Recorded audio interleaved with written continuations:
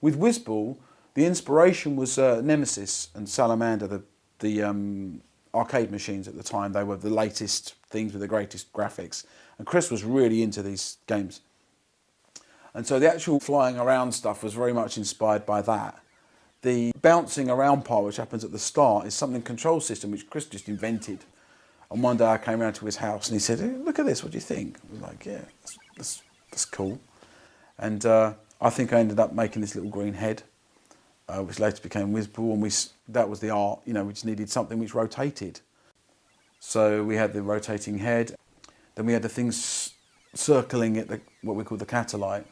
I mean, I really like the controls on Wizball. I like the two-player doing different things, working in cooperation together, because you had the Wizball like this and this satellite that went around it called a Cataline.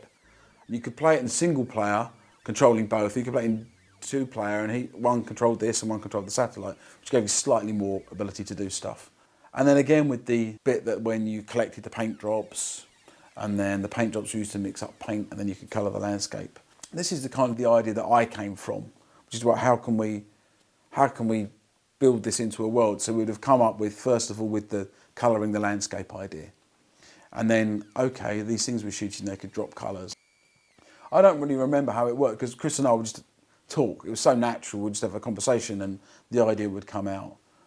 Design documents, even the concept of a producer, let alone a design document, that didn't even enter our heads until 1991. They just didn't exist. No one cared, you know? I mean, we did write things. I mean, I was writing loads of stuff on paper to show what things worked out, but in order to get something signed or to prove it, no. We just went with, you know, we went with a running demo of something that looked great, and people said, that's great, we'll sign it. Because when you're making a really good game, it's an iterative process. You know, like with Wizball, Chris made a control system. Then we went down the arcade machines and he looked at the way that the flight paths worked and the weapons worked, and we bolted that in.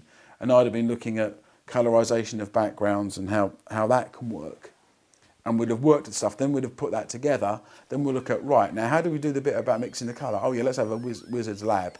And that little spinning spaceship, what can we turn it into? Well, Chris had a cat called Nifter. Right, so let's just turn it into a cat. Oh, all right then. This is how the ideas came about. They were not, when you're free from a document, I guess in a limited environment, and bear in mind the massive advantage of the Commodore 64 and the Amiga, the graphics chip did everything for you. You didn't have any of this stuff about managing the world so much. Yes, you had to play tricks with what you could do, but not to the extent now where so much is graphics processor power being taken up. You know, a lot of that was out of the hands of the programmer didn't need to worry so much. And the amount of artists was limited. I did all the art on all our early games, right up until Sensible Soccer. It was all my art.